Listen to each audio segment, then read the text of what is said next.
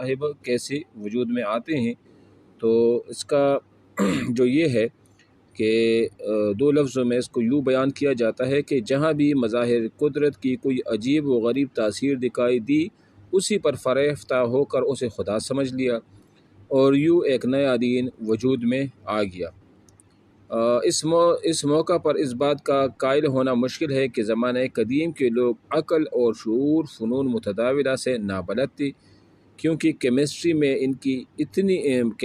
ان کی مہارت اتنی مسلم ہے کہ آج کے جدید ترقی یافتہ دور میں بھی اس کی نظیر پیش نہیں کی جا سکتی۔ چنانچہ فرعون کی لاش کو انہوں نے ایسے مسالے لگا کر محفوظ کیا تھا کہ آج تک وہ محفوظ اور موجود ہے، اور اس پر مستقل کئی مقالے لکھے جا چکے ہیں، لیکن آج تک ان مسالوں کو دریافت نہیں کیا جا سکا۔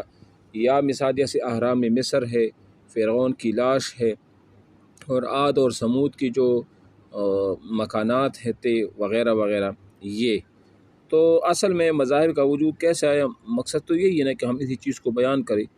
یہ نیچے آپ دیکھیں نا کہ جہاں پر یہ لکھا ہے کہ مثال کے طور پر انہوں نے اپنے یہاں مروج یعنی سائنس کے ذریعے پتہ چلا ہے کہ جہاں پر سورج کی کرنیں پڑتی ہے تو وہاں لوگوں کو زندگی ملتی ہے، اور جہاں سورج کی کرنیں نہیں پڑتی تو وہاں زندگی تو بڑی دور کی بات ہے، نہ گھاس سکتی ہے اور نہ جانور زندہ رہتا ہے۔ چنانچہ آج بھی بحر اوقیانوس قطب شمالی اور قطب جنوبی میں زندگی نہیں، اور وہاں کا پانی مچھلی سے خالی ہے، کیونکہ وہاں کا دھوپ پڑتی نہیں ہے۔ جب دھوپ نہیں پڑتی تو ظاہری بات ہے پھر کیا ہوگا وہاں پر، پھر یہاں آبادی تو نہیں ہوگی، اور اور جاندار جو ہوں گے نا وہ بھی نہیں ہوں گے۔ تو مطلب یہ ہے کہ جب کسی نے سورج کو دیکھا کہ یہ تو ہمیں روشنی دیتا ہے اور اس کے بغیر زندگی ناممکن ہے، تو لوگوں نے اس کو خدا مان لیا، اس کی پوجا شروع کر دی۔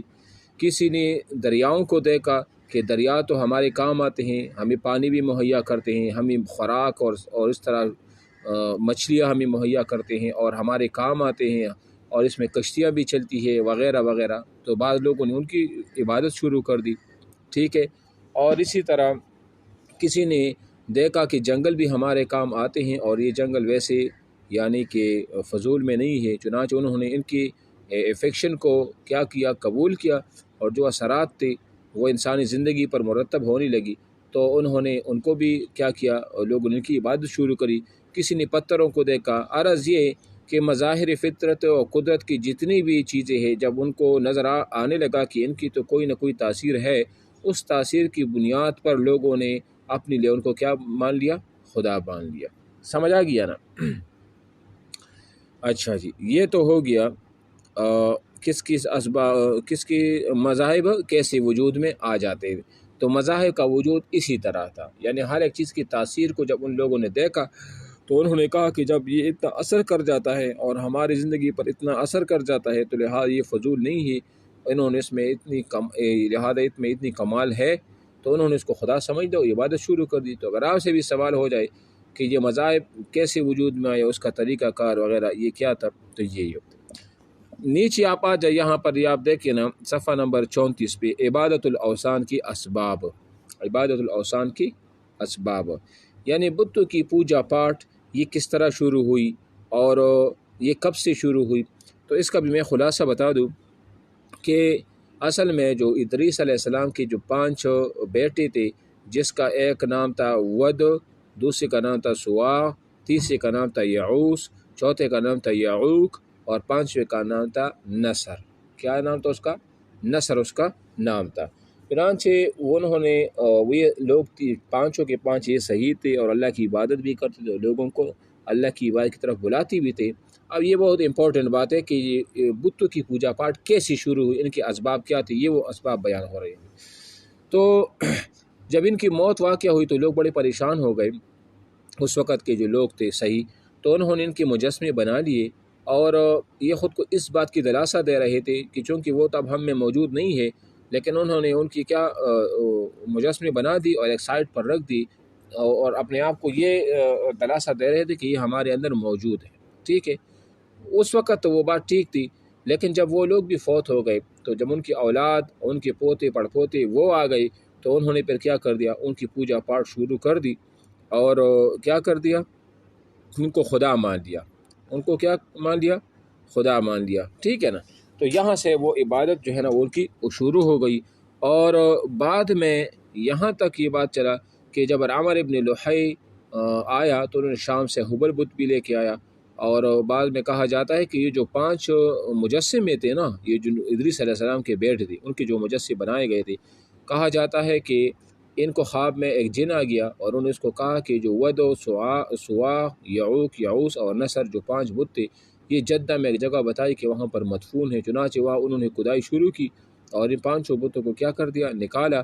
اور جو لوگ حج پر آتے تھے اس زمانے میں، یہ آپ علیہ السلام سے تقریباً 300 سال پہلے کا زمانہ ہے، یہ عامر ابن لحی کا جو زمانہ ہے 300 سال پہلے ہے۔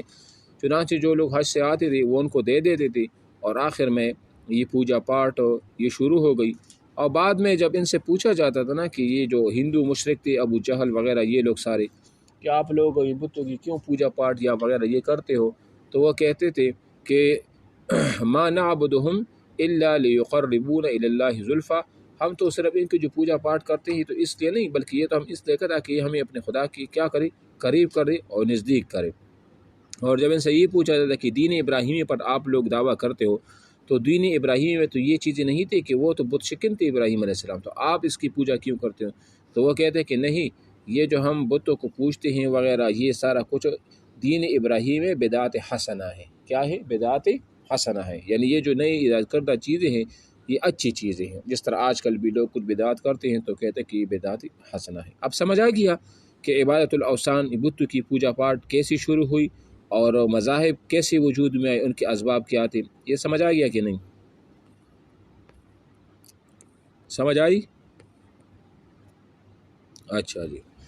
اس کے بعد ہے مسلمانوں میں مظاہر پرستی۔ اب مسلمانوں میں مظاہر پرستی کیا ہے؟ دیکھو، اگر ہم اپنی اس ملک کی بات کریں تو یہاں پر زیادہ تر لوگ ہم ہندو مسلمان اکٹھے رہے ہیں۔ یہ بعد میں جب پاکستان بنا تو اس کے بعد مسلمان الگ ہو گئی، تو کچھ چیزیں ایسے وراثت میں اس کو مسلمانوں کو بھی ملی ہے۔ مثال کے طور پر یہ درباروں میں جانا، اور وہاں جو بابا اولیاء ہوتے ہیں ان سے اولاد مانگنا، یا مثال کے طور پر کہیں درباروں میں جانا اور وہاں پر رنگ برنگ کے کپڑے اس طرح لٹکانا، آویزاں کرنا اور اس کو اس طرح باندھنا کہ اس سے ہماری مرادی پوری ہوتی ہے، وغیرہ وغیرہ، یہ جتنی بھی چیزیں تو یہ بھی مظاہر پرستی میں آ جاتے ہیں۔ لوگ کہتے ہیں کہ فلاں جگہ پر ایک چشمہ ہے اور اس میں شفا ہے، نہ تو چشمے میں شفا ہوتا ہے، نہ بابا کچھ دے سکتا ہے، نہ بابا کچھ آپ کو امیری دے سکتا ہے، نہ غریبی دے سکتا ہے، نہ اولاد دے سکتا ہے، کچھ بھی نہیں دے سکتا۔